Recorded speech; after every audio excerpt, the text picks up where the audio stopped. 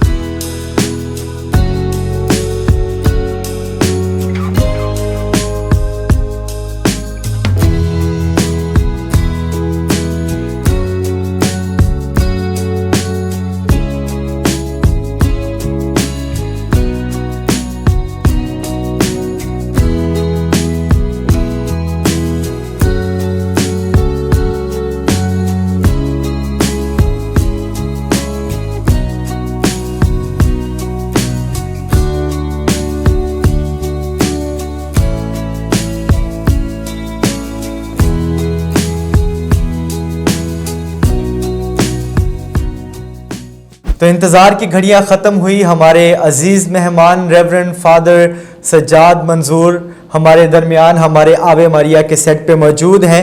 ہم فادر جی کو اپنے درمیان اپنے اس چینل پر خوش آمدید کہتے ہیں۔ فادر جی، جی آیاں نو ویلکم۔ بہت خوشی ہوئی آج آپ کو اپنے سیٹ پہ بلا کے، اور آپ کا شکریہ بھی ادا کرتے ہیں کہ آپ نے اپنا قیمتی وقت ہمارے اس چینل کے لیے نکالا۔ تو آپ کو ایک بار پھر سے اس چینل کے لیے خوش آمدید کہتے ہیں۔ بہت شکریہ فادر۔ فادر جی کے بارے میں جیسے میں نے بتایا کہ فادر جی کو خدا نے بہت ساری صلاحیتوں سے نوازا ہے، تو فادر جی کی زندگی کے بارے میں جاننے کی کوشش کرتے ہیں کہ یہ جو بلاہٹ کا بیج بویا گیا یہ کہاں سے شروع ہوا، اور اس بلاہٹ کے پیچھے کیا کیا کہانی اور کہاں سے فادر جی نے شروعات کی۔ تو فادر جی، سب سے پہلے آپ ہمارے ناظرین کو یہ بتائیے کہ آپ کا تعلق کس شہر سے ہے، اور اپنے خاندان کے بارے میں تھوڑا سا بتائیے۔ میرا تعلق جہلم سے ہے، اور میرے والدین دونوں جہلم سے ہی تعلق رکھتے ہیں۔ جہلم پیرش کا علاقہ ہے کھاریاں، تو وہاں سے والدہ کا اور والد صاحب کا بھی وہاں سے تعلق تھا۔ اور میرے والد صاحب آرمی میں تھے، اور ان کے ساتھ یوں سفر جاری رہا زندگی کا۔ اور پھر جب میں اسکول جانے کی زندگی کا آغاز ہوا تو تب ہم جہلم میں سیٹل ہو گئے۔ اچھا، کھاریاں سے آپ جہلم سیٹل ہو گئے؟ جی ہاں جی۔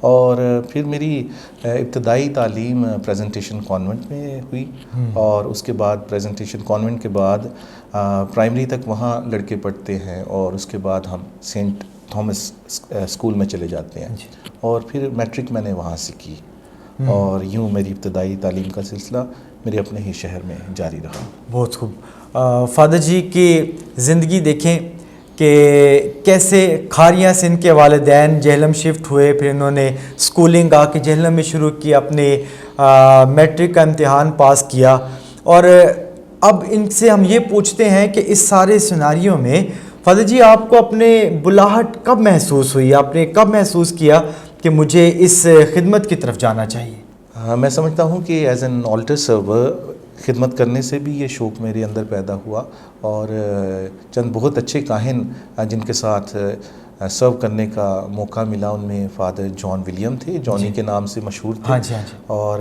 پھر بشپ سمیون پریرا، وہ بھی ایز اے پیرش پریسٹ وہاں اپنی خدمات سر انجام دیتے رہے۔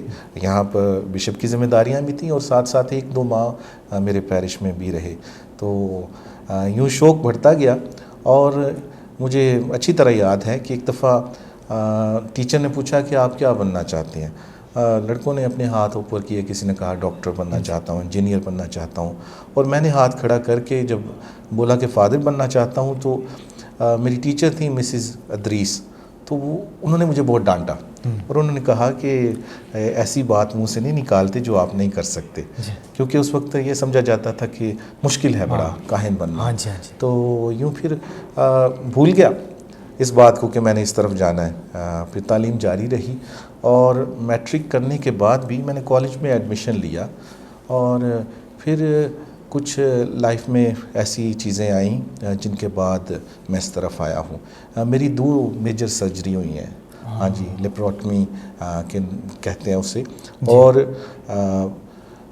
پہلی سرجری جب میں نے کالج میں ایڈمیشن لیا تو کچھ وجوہات کی وجہ سے کالج چھوڑ دیا، اور میں جاب کرتا تھا، اور وہ جاب کرتے کرتے میں ٹائیفائڈ کا شکار ہوا، اور اس کے بعد میری انتڑیوں پر اس کا کافی اثر ہوا، اور پھر دن بدن میں کافی کمزور ہو گیا۔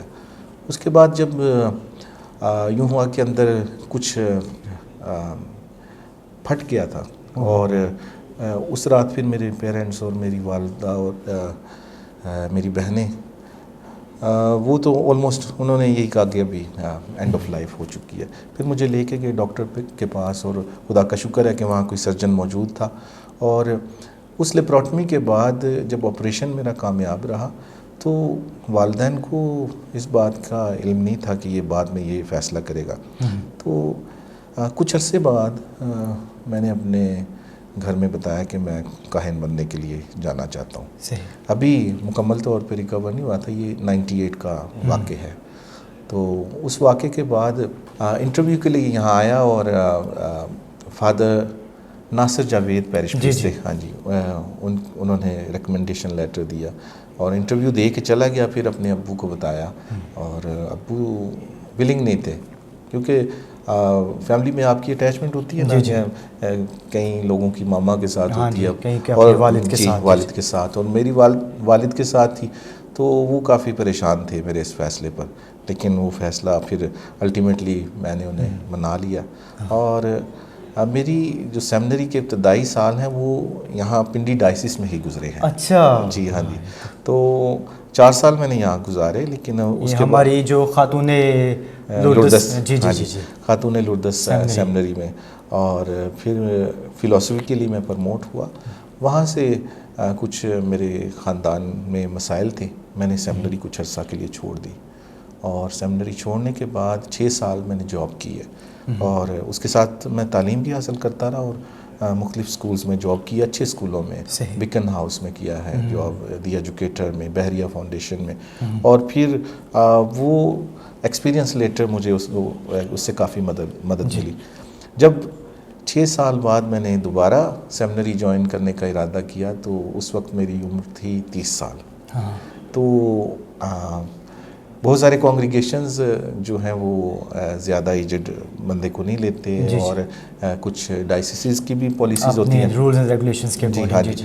پھر میں نے فدائین بے داغ مریم کو خط لکھا، اور وہاں سے مجھے پازیٹیو رسپانس آیا، اور 2008 میں نے دوبارہ جوائن کیا۔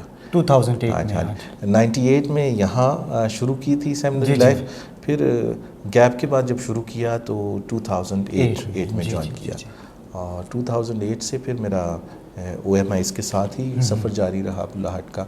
اور پھر دوسرا جو میرے لیے مشکل وقت تھا، کاہن بننے سے چند ماہ پہلے دوبارہ مجھے سرجری کے لیے جانا پڑا. ہاں جی. اور وہ سرجری قصور میں میں پاسٹل ورک کر رہا تھا اور اس پاسٹل ورک کے دوران پھر کچھ ایسا پرابلم آ گیا اور پھر وہاں پہ میں سائیکولوجیکل اسٹرگل سے بھی کافی گزرا. جب میں سرجری کے لیے جا رہا تھا تو میں نے اپنے پیرش پریسٹ سے پوچھا جن کے ساتھ پاسٹل ورک تھا میرا کہ فادر جی مجھے کاہن تو بنائیں گے. تو انہوں نے کہا کہ ابھی آپ آپریشن کے لیے جاؤ, ابھی ان باتوں پر نہیں دھیان دو. اور خدا کا بڑا فضل ہے, میں سمجھتا ہوں کہ میں کبھی بھی اس بات پر گمان نہیں کرتا کہ آپ کی کیپیبلٹیز یا آپ کے ٹیلنٹس ہی آپ کو اس کہانت کی طرف لاتے ہیں, یا بلاہٹ میں میری کمزوریاں بھی میرے کام آئی ہیں کہ خدا نے میری کمزوریوں کے باوجود مجھے چنا ہے. سرجری میری 2018 میں فیبرری میں ہوتی ہے اور پھر اگست میں ڈائکنیٹ میرا ہوا اور اسی سال اکتوبر میں میری آرڈینیشن ہوئی. تو یہ سارا اس کا فضل ہے, کمزوریوں کے باوجود خدا اپنا فضل دیتا ہے. اس میں کوئی شک نہیں, جیسے پولس رسول بھی کہتا ہے کہ خداوند نے مجھ میں ایک کانٹا رکھا ہے. تو یہ کمزوریاں بعض اوقات ہمارا وہ کانٹا ہوتی ہیں, لیکن جب خدا ہمارے ساتھ ہے پھر ہمیں کوئی بھی چیز جو ہے روک نہیں سکتی. اور آپ کی زندگی میں فادر جی خدا کی موجودگی, خدا کی مرضی نظر آتی ہے کہ کیسے کیسے سفر طے کرتے, بیماریوں سے لڑتے, حالات سے آپ نے بہت مقابلہ کیا اور پھر بھی آپ خدا کے ساتھ وفادار ہیں. اور میں سمجھتا ہوں آج جو فادر سجاد منظور ہمارے سامنے ہیں یہ خدا سے وفاداری کے انعام کے طور پہ ہمارے سامنے ہیں. بے شک. فجی, اور اس بلاہٹ کے بارے میں آپ نے اپنا سب کچھ بتایا. آپ نے کاہن بننے کے بعد کہاں کہاں پہ اپنی خدمات سر انجام دی اور کیا کیا خدمت سر انجام دی آپ نے؟ جی فادر جی, میری پہلی اپوائنٹمنٹ فارمیشن ہاؤس میں ہوئی, فلاسفیٹ میں, لاہور میں اوبلیٹ کا فلاسفیٹ ہے. تو وہاں پر 1 سال میں نے اپنی خدمات سر انجام دی. پہلا سال وہاں گزرا اور پھر وہاں پہ موجودگی کے دوران ہی کانگریگیشن نے فیصلہ کیا میری جماعت نے کہ ہم ایک نیا مشن لے رہے ہیں. وہ ذہنی مریضوں کے ساتھ تھا, جی مینٹلی ریٹارڈڈ لوگوں کے ساتھ. باجی مریم ہے, بڑی فیمس لیڈی, ان کا ایک ادارہ ہے ڈیوائن مرسی ہوم کراچی میں, ملیر میں. تو وہاں پر پھر میری ٹرانسفر ہوگی. 1 سال کے لیے میں نے اپنی خدمات ذہنی مریضوں کے ساتھ سر انجام دی. فادر اکمل میرے سپیریئر تھے وہاں اور ان کے ساتھ اپنی خدمات سر انجام دی. اور بڑا مشکل تجربہ تھا کیونکہ جب آپ نارمل لوگوں کے ساتھ انٹریکٹ کرتے ہو تو اور طرح کی چیزیں ہوتی ہیں, لیکن ایسے لوگوں کے ساتھ انہی کی طرح بن کے آپ کو انٹریکٹ کرنا پڑتا ہے. یہ ایک نیا تجربہ تھا آپ کی زندگی میں. ہاں جی. تو اس 1 سال کے تجربے نے مجھے کافی مضبوط کیا اور میرے ٹیمپرامنٹ کو بھی امپروو کیا, کیونکہ آپ ایسے لوگوں کے ساتھ انٹریکٹ کر کے سیکھ جاتے ہو کہ آپ کو کیسے you have to be com and then پھر ان کے ساتھ انٹریکٹ کرنا ہے. تو پھر وہاں سے میری ٹرانسفر ہوئی کراچی میں ہی, سینٹ لوکس پیرش میں, بلدیہ ٹاؤن میں. سینٹ لوکس میں. ہاں جی. تو پھر میں نے 2020 میں اگست میں وہاں سے اپنی ذمہ داریاں as an assistant perish priest میں جاری رکھی. اور 2024 میں میری ٹرانسفر ہوئی ملتان میں as a rector of the minor seminary. اور وہاں بڑا لمیٹڈ ٹائم تھا, تقریباً 6 ماہ میں نے گزارے. تو پھر خدا کی مرضی تھی کہ میں پنڈی ڈائسس میں, اپنے لوکل ڈائسس میں واپس آؤں. اور اس میں میرے سپیریئر کا ٹرسٹ ہے مجھ پر بہت زیادہ. میں سمجھتا ہوں کہ کسی بھی کاہن کے لیے اس کے رہنما بڑا اہم کردار ادا کرتے ہیں. اگر کسی جماعت سے ہوتا ہے تو آپ کے سپیریئرز ان کا بڑا کردار ہوتا ہے. تو اس معاملے میں پہلے مائنر سیمنری میں ایز اے ریکٹر لانے میں میرے سپیریئر فادر بشارت ایگزوپیئر کا بڑا اہم ہاتھ ہے. انہوں نے مجھ پہ بڑا بھروسہ ظاہر کیا. اور اس کے ساتھ ساتھ جب پنڈی ٹرانسفر کے معاملات چل رہے تھے اسکول کے حوالے سے, تو میں سمجھتا ہوں کہ یہ اپرچونٹی دینے میں ہمارے چوپانے اعلیٰ arch bishop doctor Joseph Arshad ان کا بڑا بھروسہ ہے. وہ نہ صرف مجھ پر بلکہ ہماری جماعت پر اور ایک ایسے اسکول کی ذمہ داریاں دینا جو راولپنڈی ڈائسس میں اسکولوں میں اس کا ایک بڑا نام ہے. ون آف دا پریسٹیجس انسٹیٹیوٹ ہے اور ہسٹوریکلی اس کا بڑا اہم کردار ہے.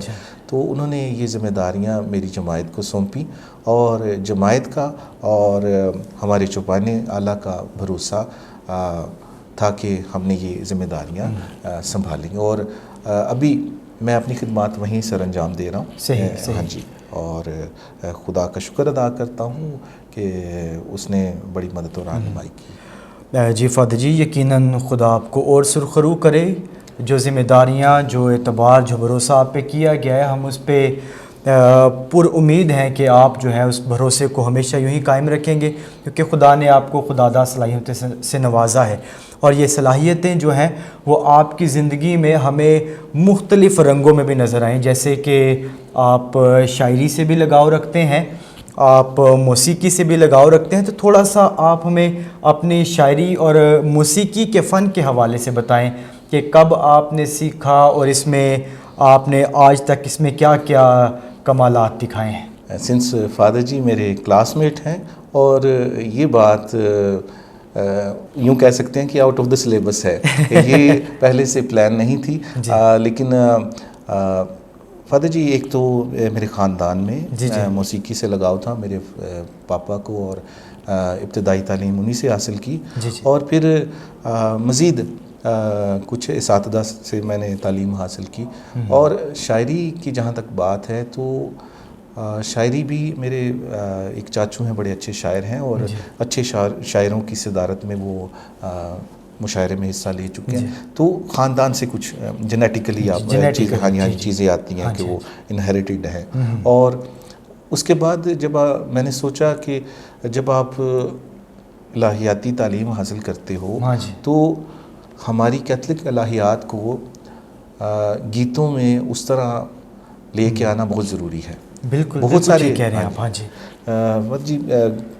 ہمارے کچھ اساتذہ تھے، آپ بھی جانتے ہیں، فادر آرتھر چارلز. اور وہ کچھ گیتوں کو الہیاتی طور پر بتاتے تھے کہ یہ گیت غلط ہیں. بالکل. وہ الہیات کے مقصد کو پورا نہیں کرتے یا وہ پیغام جو جانا چاہیے خواہ وہ یوخرست پہ ہو، پاک یوخرست پہ ہو یا خدا کی تمجید کے لیے ہو. تو میری یہ کوشش ہوتی ہے کہ میں ایسے موضوعات پر لکھوں جن پر کم لکھا جاتا ہے. اور وہ زیادہ کوشش یہ ہوتی ہے کہ لتوریائی گیت ہوں. اور وہ میرا کنٹریبیوشن ہے پچھلے چند سالوں میں لکھنے کے حوالے سے اور میوزک کے حوالے سے کمپوزیشنز وغیرہ کرتا ہوں.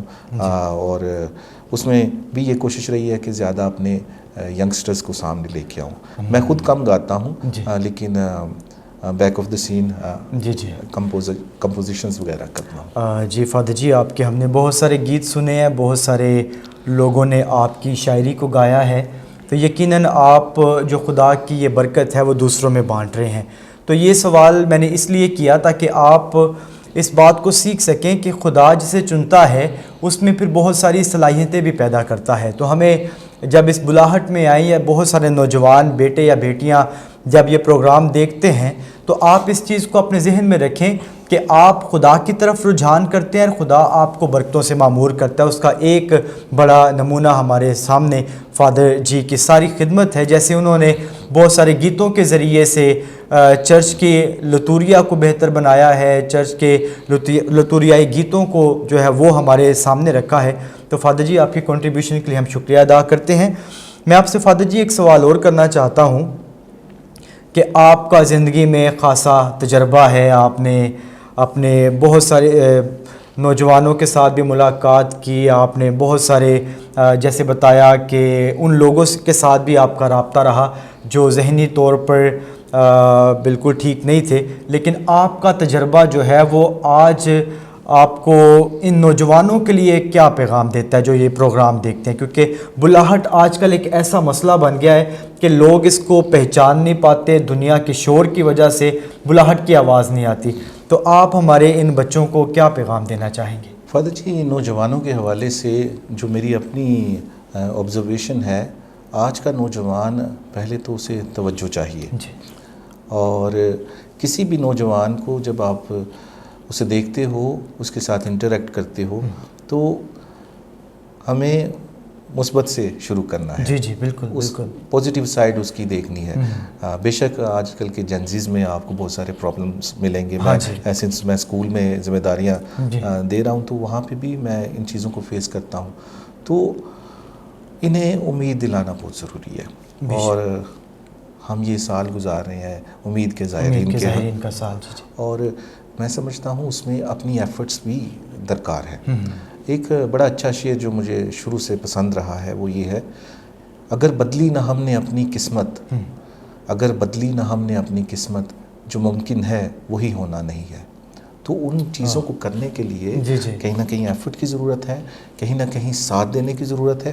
ینگسٹرز کو اگر ان کے ایلڈرلی لوگوں کا ساتھ نہیں ہوگا تو میرے خیال میں چیزیں سمجھنے میں انہیں مشکل ہوگی. انہیں اس امید میں مضبوط کرنے کے لیے، خدا کی طرف لانے کے لیے مجھے اور آپ کو اپنا کردار ادا کرنا ہے. اور انہیں یہ بھی یاد دلانا ہے کہ ہائٹس کبھی بھی اسٹرگل کے بغیر نہیں ہے. انگریزی میں ایک کہاوت ہے: the heights by great men reached and kept were not attained by sudden flight. چھوٹے چھوٹے فلائٹس لینے کی ضرورت ہے. اور چھوٹے سے مسئلہ یہ ہے آج کے نوجوان کا کہ وہ آؤٹ آف نو ویئر سب کچھ حاصل کرنا چاہتا ہے. وہاں اسے امید دلانی ہے کہ آپ کی چھوٹی چھوٹی ایفرٹس وہ کام آئیں گی. ایک بڑی اچھی کتاب ہے موٹیویشنل حوالے سے، اٹامک ہیبٹس. اٹامک ہیبٹس کا حاصل یہ ہے: چھوٹے سے شروع کریں.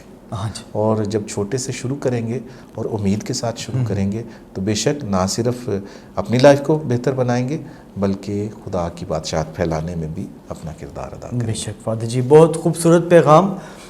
یہ پیغام نہ صرف نوجوانوں کے لیے بلکہ ان والدین کے لیے بھی ہے جو اپنے بچوں کو بعض اوقات منفی انداز میں دیکھتے ہیں. فادر جی نے اپنی بات شروع ہی یہیں سے کی تھی کہ ہمیں مثبت سے شروع کرنا ہے. یعنی بچوں کے اندر ہم لوگ صرف نیگیٹو چیزیں تلاش نہ کریں، جی یہ بچہ ایسا ہے، یہ بچہ ویسا ہے. خدا کس بچے کو کہاں پہنچا دے وہ ہم لوگ نہیں جانتے. ہمیں ان پہ اعتماد کرنا ہے، ان کو انکریج کرنا ہے اور ان کا ساتھ دینا ہے تاکہ وہ ہر ایک فیلڈ کے اندر اپنی بلاہٹ کو پہچانے. اور خاص طور پر اس بلاہٹ کو جو خدا کی طرف سے ہے، اس بلاہٹ کو پہچاننے کے لیے ہمیں روزمرہ اپنی زندگی میں خدا کے ساتھ چلنا ہوگا. تو فادر جی میں آپ کا تہہ دل سے مشکور ہوں کہ آج آپ نے ہمارے اس آوے مریا چینل کو اپنا وقت دیا، ہمارے پروگرام بلاہٹ اور خدمت میں اپنی بلاہٹ کو بیان کیا.